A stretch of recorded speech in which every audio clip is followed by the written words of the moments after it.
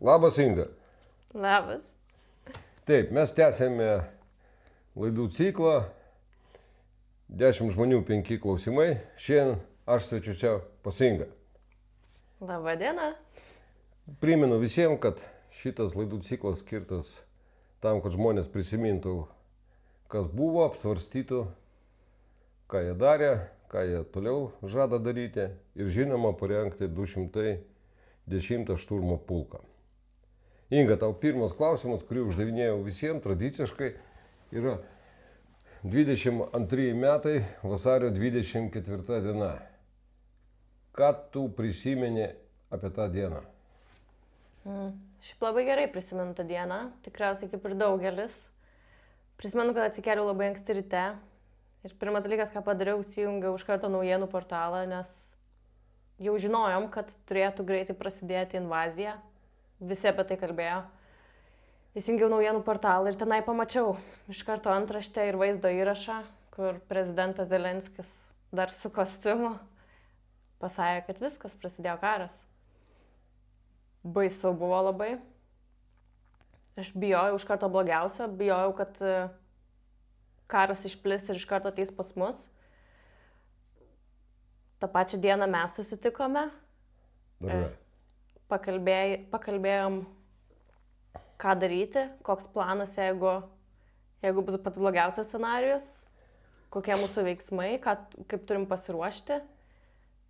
Ir tą patį vakarą susidėjau tą vadinamą išgyvenimo krepšį.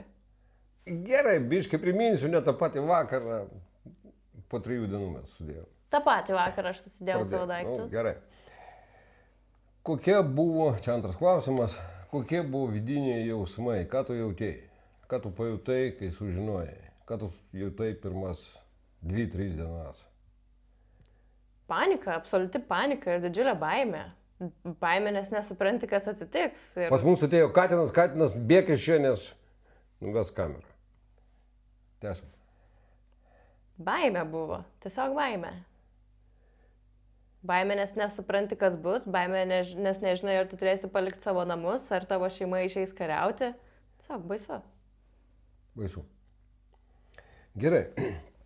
Tada trečias klausimas, mums viskas greitai. Priminam, kad dirbam 210 pulkui. Atsakyk, kaip tu, kaip Inga,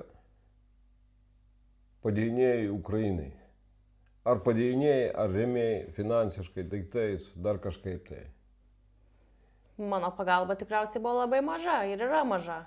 Tai žinoma, pinigų aukojimas fondams,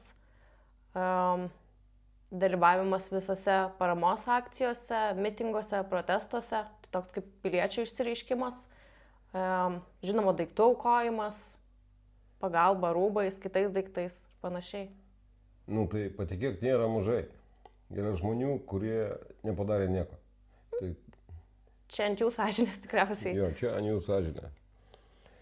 Dabar tada perinam prie 4 plano. Klausimų, ne plano. Kaip tu galvoji, kodėl žmonės, mes apie Lietuvą tai kalbame, nustojo remti Ukrainą? Sakykime tai, kiekis žmonių, kuris dar remia Ukrainą, labai smarkiai sumažėjo. Tavo asmeninė nuomonė. Tai tikriausiai yra 2 priežastis to. Tai visų pirma, mums čia gyvenantiems šiltai ir gražiai labai yra sunku tapatinti su tuo, kas vyksta Ukrainoje. Ir mes patys nepatyrę to skausmo, mes negalim su jo suprasti tiesiog. Ir žinai, kai mūsų didžiausia problema per dieną būna tiesiog nuspręsti, ką šiandien skanaus valgysim vakarieniai, tai mes nesuvokiam skausmo, kurį patiria kiti žmonės ir dėl to mes pamirštam ją remti. O kita problema tikriausiai yra ta, kad patiems žmonėms trūksta suvokimo, dėl ko prasidėjo karas ir kas yra geriečiai, o kas yra blogiečiai tam kare. Ir čia vėlgi yra daug gilesnės problemos, kurios kyla iš žmonių edukacijos ir integracijos bėdų, visos valstybės bėdų. Visą tai ir lemia, kad žmonės nebenori padėti ir nebenori remti. Geras atsakymas. gana platus. Mažai kas iš tikrųjų iš tų, kurie jau rašyti, taip atsakė. Ir paskutinis klausimas. Tu esi istorikas pas mus, archeologė, dirbi muziejuje. Tai iš tavo kaip istoriko nuomonės, ką reikia padaryti valstybei, valdžiai, ne tau. Aš suprantu, kad nuo mūsų su tavim mažai kas priklauso realiai, mes darom tai, ką galime. Kad šitas karas būtų nepralaimėtas. Karas Ukrainoje ir kad jisai neprasitęstų į tolyn. Na tai iš karybos pusės tai aš nieko negaliu Ne, mes pasakyti. nekalbėkime apie karybą, čia ne tavo tema.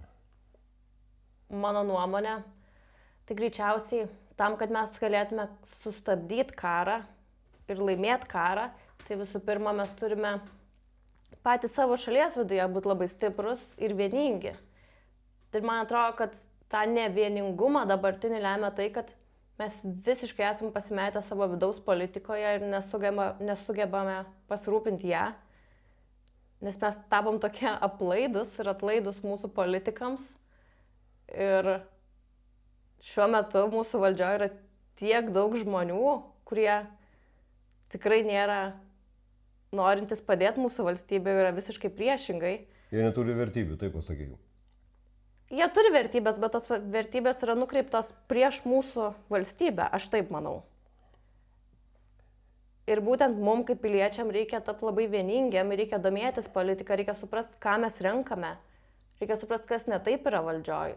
Ir kai mes sugebėsim šitas problemas patys pas save išspręsti, mes galėsim padėti Ukrainai, mes galėsim sustabdyti karą, mes galėsim padėti laimėti karą ir galėsim padėti užtikrinti, kad tas karas neplistų niekada niekur kitur.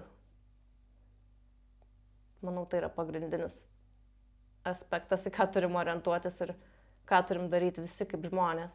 Nereikalauja jokių finansų, nereikalauja labai didelio darbo, tiesiog pasidomėjimo, kas vyksta pas mus. Įsijungimo žinių vakarais. Tai tiek. Ačiū Inga. Dar kartą primenu, mes remiam 210 pulką. Prašau visų pasidalinti šito video. Ir žinoma, kas galite ir kiek galite, perveskit pinigų, sąskaitos numeriai yra pridėti YouTube ir Facebook'e komentaruose. Ačiū labai. Ačiū Inga. Ačiū. Viso gero.